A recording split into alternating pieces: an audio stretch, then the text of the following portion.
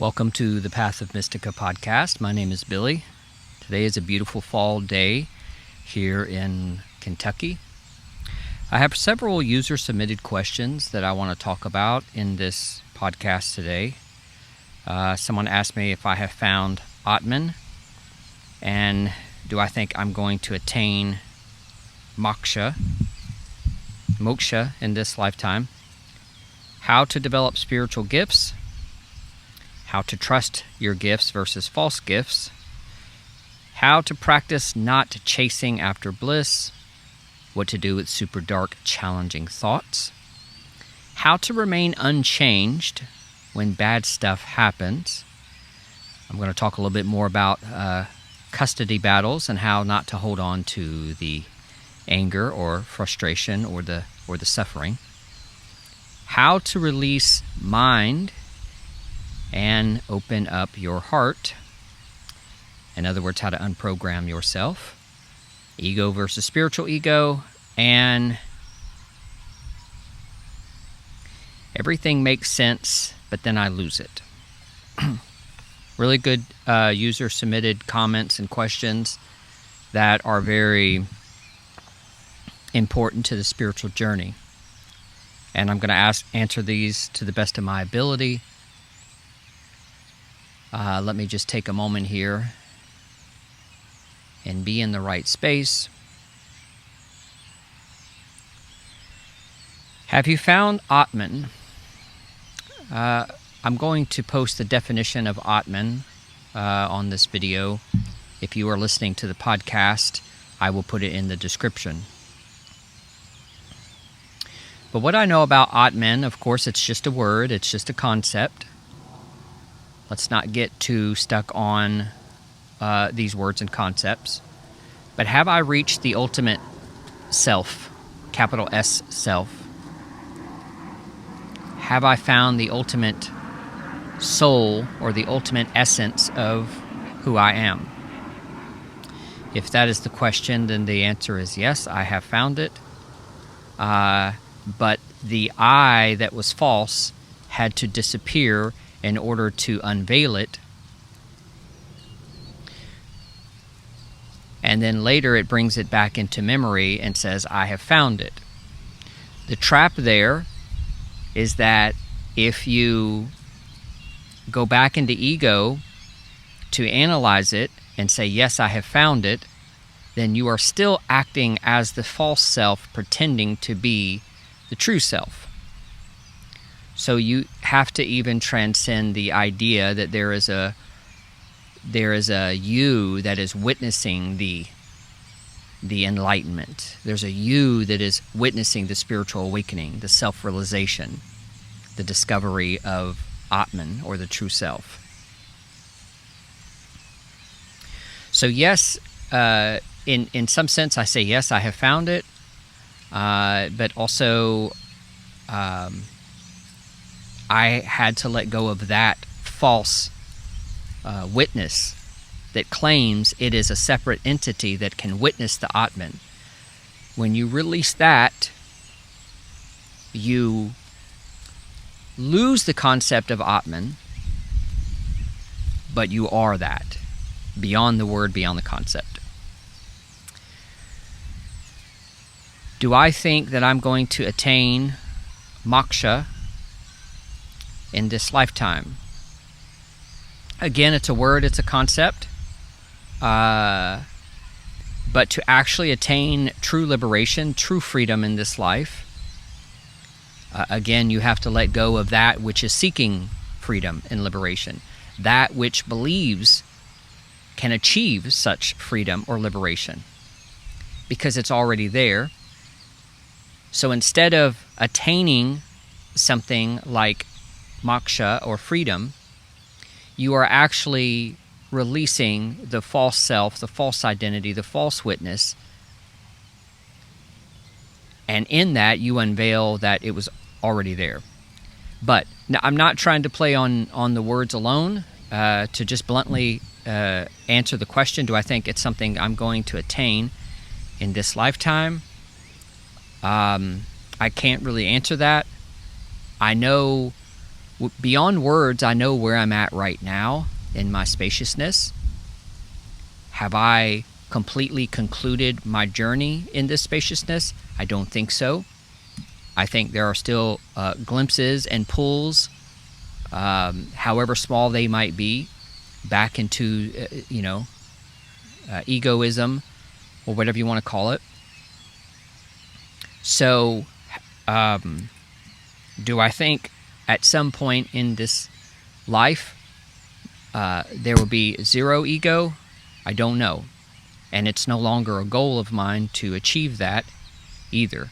It is to just be and watch it all play itself out, but stay as the indescribable one within me. How to develop spiritual gifts. So I made a post on my Facebook about spiritual gifts, and my friend Brian asked about how to develop spiritual gifts, and also basically how to trust your spiritual gifts, or how to even know if they're real or they're false. I felt like this was such an amazing question. So, spiritual gifts, everybody has spiritual gifts. They're right there, waiting for you to unblock them, so to speak, by letting go of all that you are not. And in that, there will be glimpses of ego that arise that tries to convince you that something else is a gift. This is why I feel like Brian asked such a good question, because this does happen, and it did happen to me on and off for a few years, where something would arise and I would think to myself, look at me, I'm this powerful healer, or look at this gift, I can move objects or something like that. And some of these things actually did occur in my experience, especially years ago. And the thing to do, or I should say the thing that I did after I made numerous mistakes in believing I was this or believing I was that, going down that road for a while, only to fall, flat on my ego face or whatever, is to realize that when a gift comes, on this side of things, let's call it a gift. But on the other side of things, it just is what it is.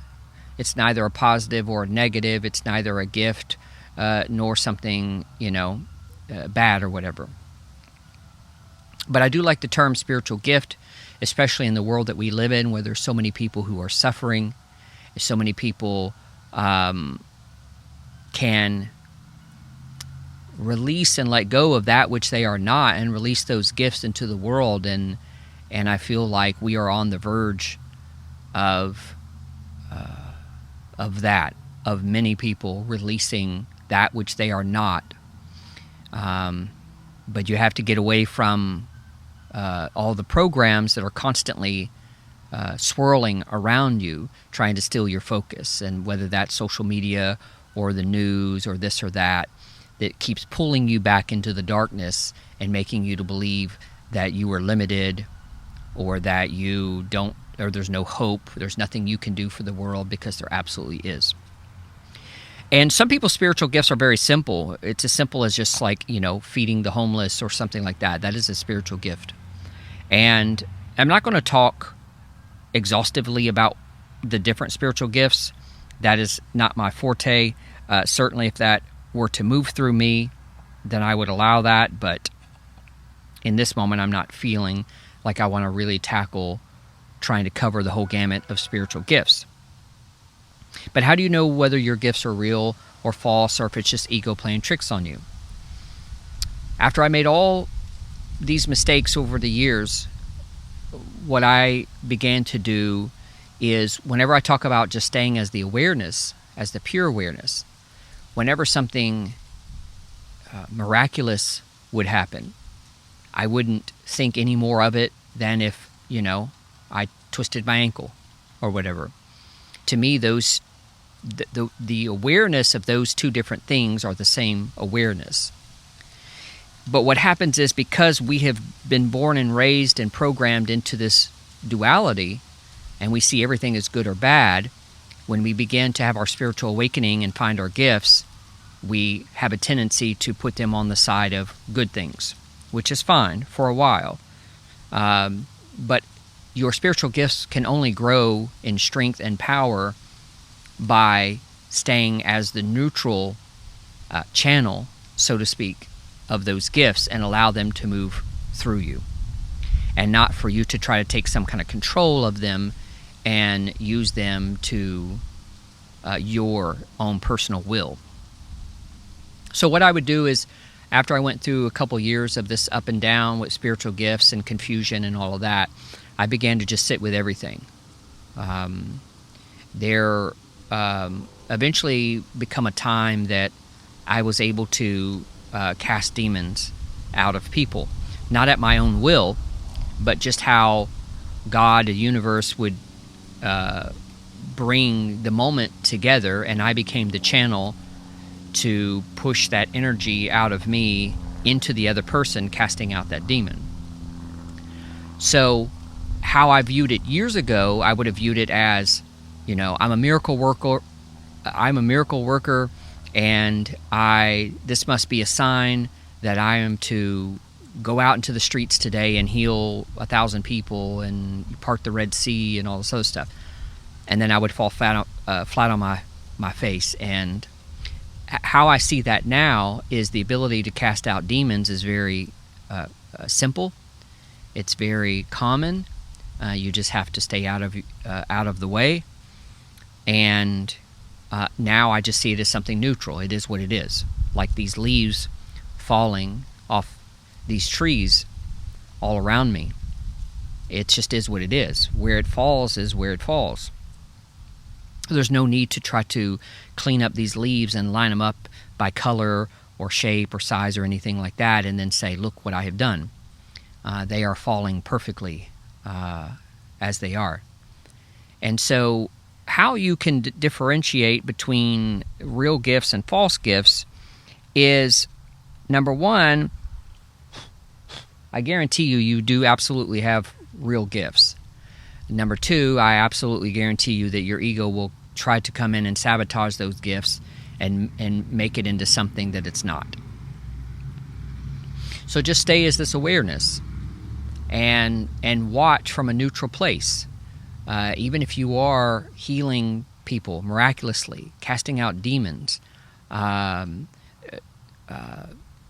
so many different things that are available to us as spiritual beings. And in the beginning, of course you can be wowed by it. I continue to be wowed by some of the things that I have witnessed that have, moved through me, so to speak. But I don't attach to that, and I don't hold on to that, and I'm also not attached to the outcomes, because everybody wants to talk about how they laid hands on somebody and healed them. Nobody wants to talk about how they laid hands on somebody and nothing happened. But that is also something that happens. And if you become attached to it, then you start looking at, well, what am I doing wrong? Why was I able to heal this person but not this person? Or, if you have some kind of psychic abilities, how was I able to read this person's energy but then not this person? If you stay as the awareness and let it move through you and you are not attached, that's how you will weed out the false ideas, the false gifts, and you will just let what happens through you. Now, how to develop spiritual gifts? It's the same exact way. Number one, the biggest block to a spiritual gift is, of course, your ego, and whatever methods or practices you use to help lessen the ego or to dismantle the ego, such as meditation or prayer or whatever that might be. Practice that every day. And if you're about to go into a situation where a gift might arise, let's just say that you're going over to a friend's house who is not feeling well, and you're going over there to just be present with them. practice being very aware of the ego before you go over there. And what that does is enables you to be clean and clear when you get there, to not allow something false to arise. The next obstacle, I would say, might be being attached to outcome. You can't be attached to outcome. And because usually people are attached to the outcome, it means a fear arises that what if I go over to heal this person and then the healing doesn't happen, then I look like a fool. Well, this is certainly possible and certainly can happen and is okay. You don't look like a fool. Instead, you keep having faith in that which is moving through you.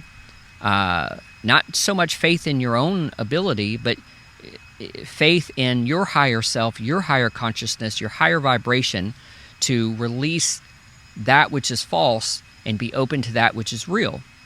Because sometimes we are so limited thinking in our minds.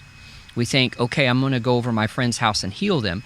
But in actuality, and this has happened to me before, you go over there, a healing does not take place, but then later on, the truth of that moment is revealed, that in fact you altered that moment for that person, just not in the way that your mind had thought or that your mind had wanted it to be played out. So practicing, meditation and other spiritual practices are going to help in developing these spiritual gifts. Everything that I'm saying is kind of similar if you grew up in a religion like I did. It's very similar to some of the things that I learned in Christianity, that sometimes spiritual gifts are basically hijacked by the devil. And I am basically saying that the devil is synonymous with the ego. Same thing. You can't let any of that stuff get in the way. And also that true gifts, true spiritual gifts, can only come from God. And of course, yes, if those are the terms that you use, it's okay if you don't. But if those are the terms that you use, then I am also agreeing with that your spiritual gifts can only come from God, the totality, the source, the essence of the universe, not through any of your own limited small s self. So how to practice not chasing after bliss.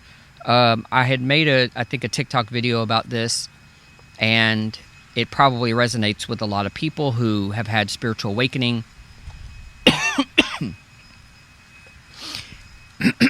and then who have had spiritual awakening and it was beautiful and blissful, and then they lose the bliss. Okay? Yes, that bliss will come and go. What does not come and go is the awareness of the bliss, the awareness of the ups and downs. It's the awareness that is the spiritual awakening. It is the bliss that we could say is a side effect. But the side effects are going to change from day to day, moment to moment, season to season. There are just as many times in my life that I am just staying as awareness, and what I become aware of is what most humans would call depression. But I'm not depressed, because that's not who I am. I am the bliss. When that moment happens, the mind has a tendency to jump into the experience, out of the awareness into the experience. And that is a trap. So suddenly you jump out of the awareness into the experience and go, oh my God, this is so beautiful, so powerful. Thank you, God, for showing me the truth of this world and this life. But the truth is the awareness. The truth is not the experience. And so then maybe you stay in this experience of bliss for a few hours or days or weeks or whatever. Then, because you're stuck in the experience, you came out of awareness, which is the truth, and then you jumped into the experience. Of course, eventually the experience is dualistic and eventually going to swing, back the other way. And then you say, I lost it. I lost my spiritual awakening. What did I do, God? Oh my, weeping and gnashing of teeth and all this stuff. I went through the same thing. But it's as simple as, I can't say it any more simple than I'm saying it right now. And that is that just surrender to God, to the universe, to Source, to this awareness, and just stay as that surrender, period. Nothing else needs to be talked about. Nothing else needs to be understood. But of course, you have a curious mind, so you might want to read more books on it, and you might want to do more studying on it, and you might want to, well, what happens when I practice this practice, and what happens when I practice that practice? And I would say 99% of people who have the fortune of touching upon this spiritual awakening, 99% of them jump right back into suffering through the experience. So it is to just stay as the awareness. So here I am today. I'm sitting outside. It's a beautiful day. The bliss that I am experiencing, even in this moment, is not bliss of the experience, because it could start raining, or maybe a wild dog or something comes into the yard and disrupts the video, or but the bliss is still there, because the bliss is the awareness, not the experience. So how do you practice not chasing bliss? You have to recognize it first. It's the main thing that we must do in this life, is be aware and recognize. It's like you're watching your neighbor across the street, and you know everything about your neighbor. Oh, what? Why are they leaving at 5:30 this morning? They usually leave at 6. Or why are they wearing that? Or who is this? They have some guest over their house. Who is that? What's going on over there? Or why is he mowing his yard in December when the grass is not growing? Or whatever it is, right? So you know so much about your neighbor. You know so much about Taylor Swift, and you know so much about what's going on in the news, and you pay such attention to these things.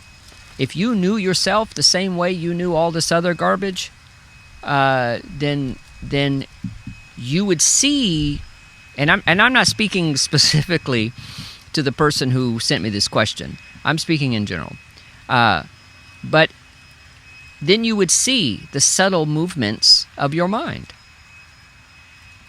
And you would see, oh, I see what just happened there. I went over to my friend's house, and he kind of ignored me, and it kind of made me feel weird, and I saw that arise in my mind. And then I left his house, and I went to the grocery store, and I was buying groceries, and it also seemed like the person behind the counter was ignoring me. Why are people treating me this way? You see these subtle little things arise in your mind, so that when you finally get back home and you're going off on your spouse, and your spouse is saying, why are you doing this to me? And you say, I don't know, I'm frustrated with you. You're not frustrated with them. You're not frustrated with the woman behind the counter at the grocery store. You're not frustrated with your friend who ignored you or didn't pay enough attention to you. You're frustrated that you weren't aware to see these subtle changes in your mind enough to just watch them come and watch them go. Instead, you saw them come, and you held on to them, and you studied them, and you analyzed them, and you turned them into something bigger because you fed them that energy.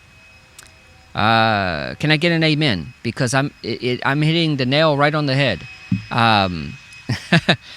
It's beautiful. I love it when these messages flow through me. I love to hear them as much as anybody else could possibly love to hear them.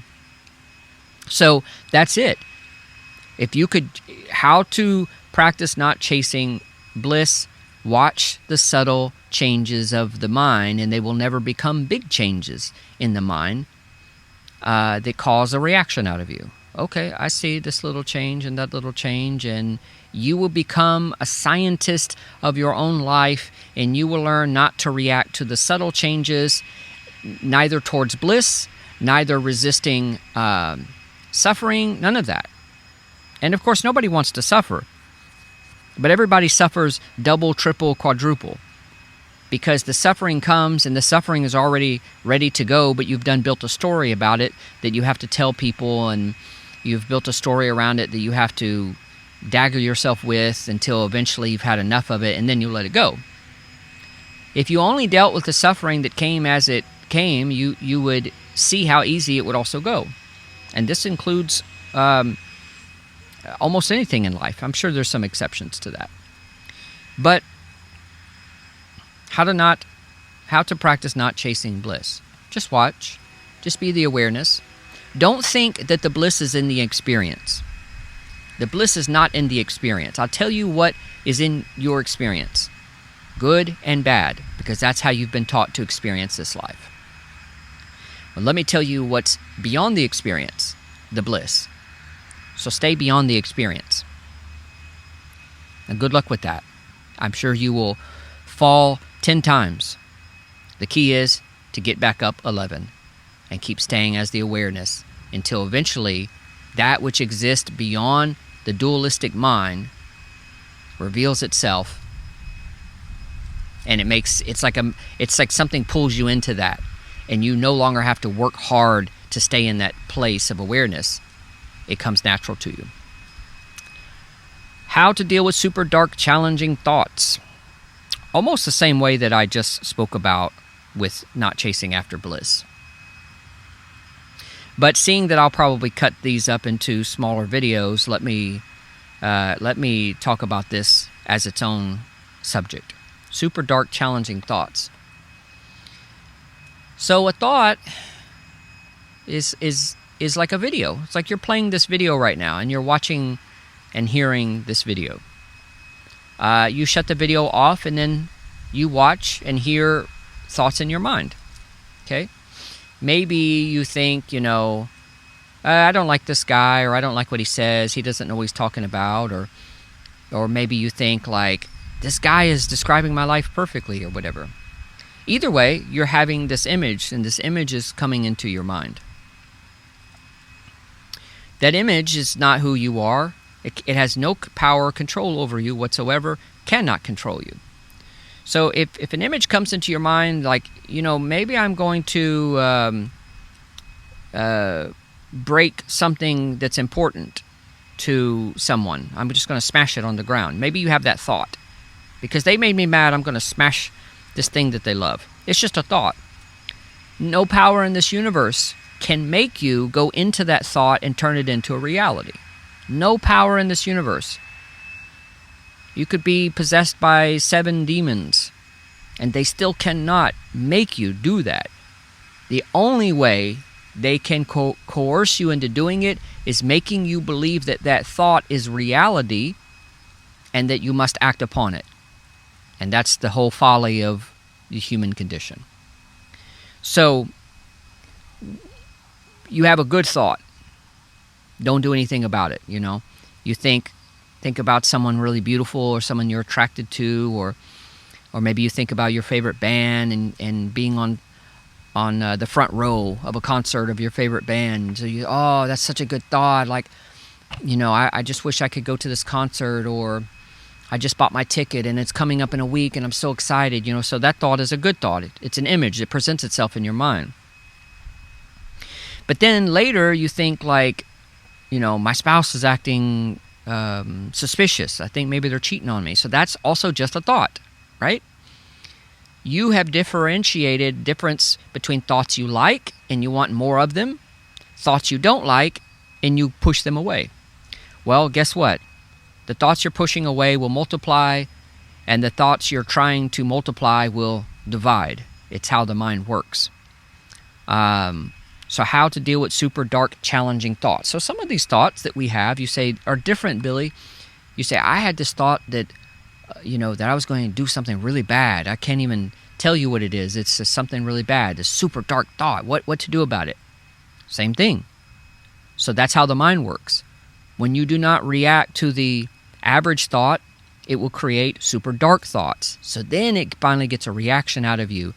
Maybe you think, I'm pretty sure my spouse is cheating because I just saw it play out in my mind.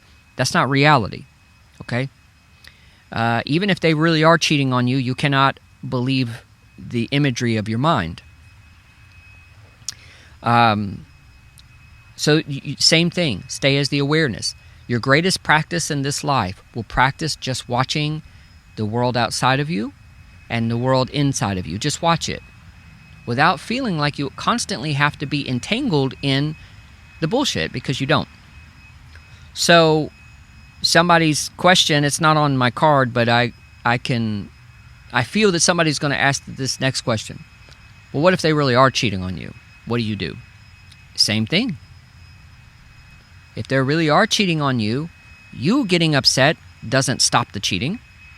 It doesn't make you feel good. You getting angry doesn't stop the cheating, doesn't make you feel good. None of this, because it's all just in your mind. So you find out that your spouse is cheating on you, and of course immediately your biology kind of like acts up, right? Your biology, you kind of have anxiety and you're freaking out, and you watch the biology as well. You just watch it from this place of awareness. And from this place of awareness, action will take place. The most perfect action that you can perform in that situation will take place from that awareness, not your mind. Because we already know what type of action is going to come out of your mind. You're going to do something that you regret. You're going to do something that you get in trouble for. You're going to do something that is not going to undo what they've done. And it's not going to make them suffer, because whenever you get mad at someone for doing something to you and you think, I'm going to get even with them, nobody sits back and thinks, I wish I wouldn't have done it because they got even with me. No, then they feel more justified in many times that they did it to you. You staying neutral makes the person face their own action without you getting in the way. And it's a very powerful technique, if you want to call it that. So super dark, challenging thoughts, don't pay any more attention to them than you would any other thought. The key is you strengthen your mind by allowing a bunch of good thoughts to come into your mind and label them as good. I'm not saying don't, if you're getting ready to go out on a date and you're excited, I'm not saying don't have good thoughts. I'm not saying that. I'm saying don't take these good thoughts and bear hug them and then reject every other thought. That's where you're creating the paradigm in your mind of disaster. Don't act upon those super dark, challenging thoughts. Don't act upon many of the thoughts you have. How do you know what thoughts to act upon? Only the thoughts that go through the heart become unfiltered, and therefore you are acting upon reality as the awareness, not false reality as this limited ego who's constantly trying to protect itself or fight or whatnot. How to remain unchanged when bad stuff happens. I'm going to tie this in with the whole custody battle thing. Hold on to anger. I've actually feel like I've been working with a half a dozen people recently on custody battles in my Zoom sessions and things. It almost seems like there are more custody battle issues amongst us humans now than ever before. At least it seems that way. So the mistake I'm seeing almost everyone make in their custody battle is, number one, they make it personal, and number two, they act out of the personal and they create more problems for themselves versus acting out of the universal and letting whatever flow unimpeded, in which is going to create the right outcome of this. And so whenever you hold on to anger from your ex, anger, frustration, you're just playing out all these things in your mind. You remember the time they said something mean to you or did something mean or maybe even abused you. So you bring this up in your mind and you are making decisions and drawing your weapon out of this false imagery in your mind instead of this present moment, which is reality, okay? So if I'm sitting here and I keep imagining that, what if somebody comes up to me right now, and they have some kind of weapon, and they say, they say something to me. Now, if I keep seeing this imagery in my mind, number one, it causes problems for my biology, so I'm going to be anxious already. And if somebody says, why are you anxious? I don't know, because somebody might come back here and say something to me. But it's false. It's not. You're an delusion. So it's very important that, number one, you don't believe those false things in your mind. You say, well, how can I prepare? Well, there's ways we can prepare for things without believing the illusions of the mind.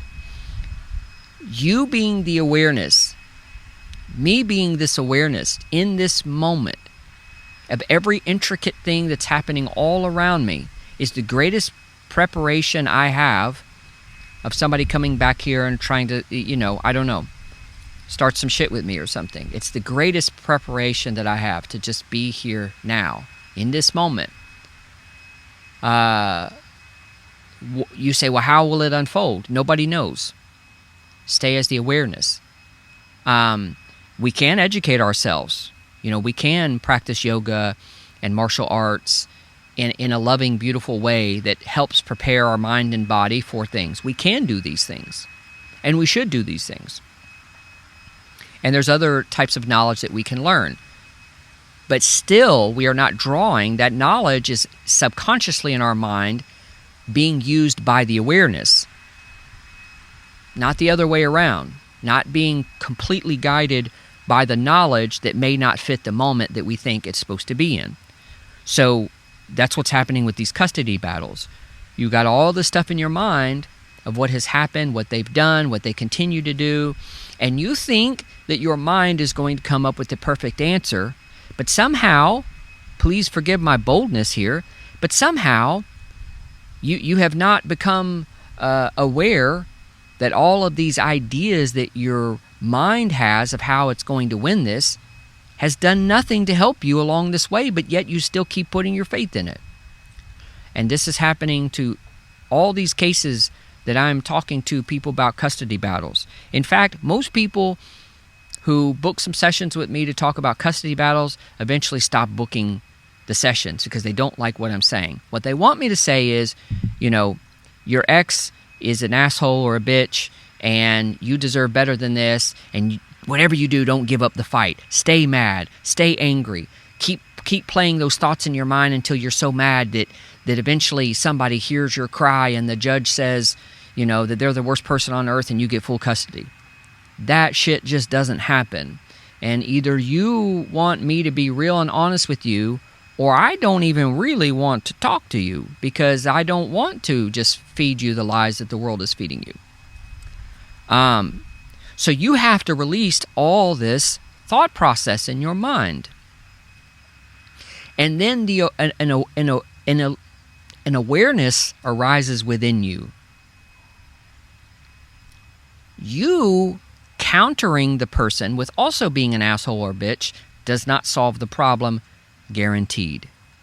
There's a way to be firm. There's a way to be assertive, even from this heart space.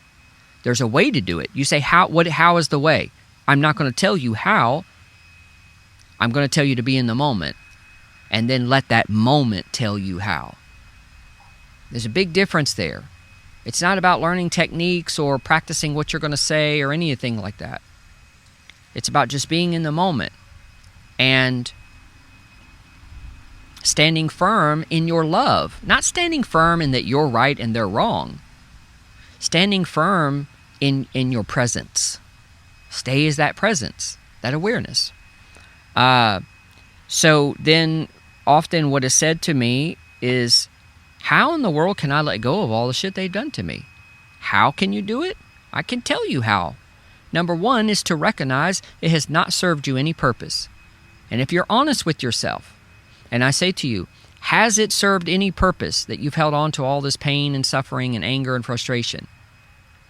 You say, no, it actually has not, sir. It's actually made my life worse. Absolutely. So there's two people making your life miserable right now. It's your ex and it's you. Now, which one do you have control over? You don't have control over them. In fact, your attempt to control them is only making them worse. You do have control over you, and yet you're not even tapping into that treasure trove of peace. So first start there. First start there. There's people in this world I do not like. I love them as the I am, but there's people in this world I do not like. There's people in this world I will not try to pretend like I like. But when I am not in that moment where I have to engage with them, they don't exist to me. They don't exist in my mind. They are no longer allowed to continue to abuse me or torture me because they're not in this moment with me. And that is a power that I do have, and that is a power I take to the maximum level, and you should too. And then when you are in the moment with them, to stay as awareness, there is nothing that's going to hurt you worse than the fact that they have the ability to pull you into the dark place that they're in. Let me say that again. There's nothing worse that you're going to experience than the fact that they have the ability to pull you into their darkness. And that's why you don't like them now, because they still have power over you. But they don't have to have power over you. Stay as the awareness, find out who you really are, and stay as you are, despite what's going on in the world, what's going on around you. And out of that pureness of who you are, if you need to defend yourself, it will arise naturally. People think, no matter how many times I say differently, people think when I say stay as the awareness, it means you're just going to let people do whatever they want to you. No. It means that suddenly you are letting go of your minute idea of power and opening yourself up to the infinite power that's within you. It's the greatest thing that you can do. How to release mind and open up heart. So this was a comment on a video I made where I say, get rid of this so you can be more of this, or something like that. And somebody said, okay, so how do you do that? Great question. Watch. Everything I say is going to come back to being aware, to being the awareness, to being the witness, to being the observer. Watch how your mind operates. You should know more about your own mind than you know anything else in this life. If you are a forestry worker, and you can name every tree in the forest, every plant, you can tell me all the processes that the forest goes through with each season. You should know, no matter how much you know about the forest, you should know 10 times as much about your own mind. But that's not how we are as humans. In fact, we refuse to learn about our own mind, and many times we can tell you everything about the forest because we are purposefully blocking learning our own mind. That's how we know so much information about other things. Know thyself is the greatest thing you will ever do. So how can you release the mind? Watch it come, watch it go. See, most people think their mind is like some kind of like a bear trap. The bear comes along and gets caught up in the trap, and now we must go into the mind and undo the trap. But that's not how the mind works. The mind is more or less like a water slide. Like when you go to the water park, the bear comes down the water slide, and halfway there, you block the bear. You block the bear. And then you're wrestling with the bear in the middle of the water slide, crying out, how do I get rid of this bear? It's going to bite me or whatever. See, every thought comes and goes. Everything comes and goes. Nobody stops it. Nobody captures it. Nobody kidnaps but you. So, how to release the mind, the thoughts of the mind, the ego. Stop holding on to it. So when the thought comes, yeah, I've been on this weight loss journey and my body still doesn't look right. That is just a thought in your mind. It's just an image in the imagination or imagination. It's just an image. You know how you can get on the internet and you can type in like car, and the images are going to be endless in your Google search. Same thing with your mind. The images in your mind are endless. It's the imagination. They're endless. See them for what they are. There's no truth in that. Let them come, let them go. The moment we let this go, it's clear and it's quiet. This opens up and we go, this is who I am. So that's how we practice releasing the mind and opening the heart. Watch. Don't analyze. When I say watch the mind, I don't say analyze it. Don't go in it with a psychology book and everything that rises in your mind and you say, oh, maybe this is OCD. Well, maybe this is bipolar. Or maybe, no. Because even all of that is also just an ideology. Ego versus spiritual ego. So the ego gets defeated by letting it go and not feeding it energy. Mind goes quiet, heart opens up, your life becomes full again. But it's almost like your phone that's at 3% battery, but somehow, sometimes it seems like that 3% lasts for like an hour. It's really weird. So the ego can be just hanging on by a thread. And it's got nothing left against you. There's nothing it can say except, you are super spiritual now.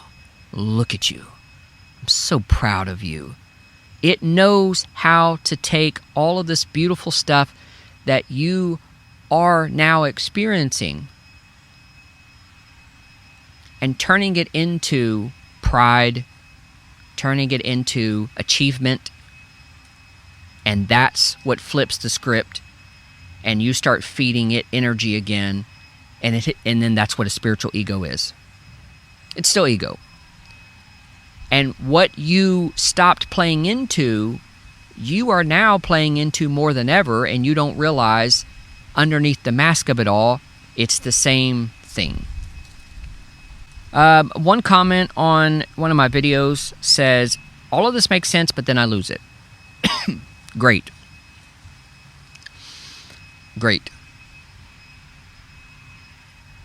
Who is witnessing it being gained and being lost? Stay as that.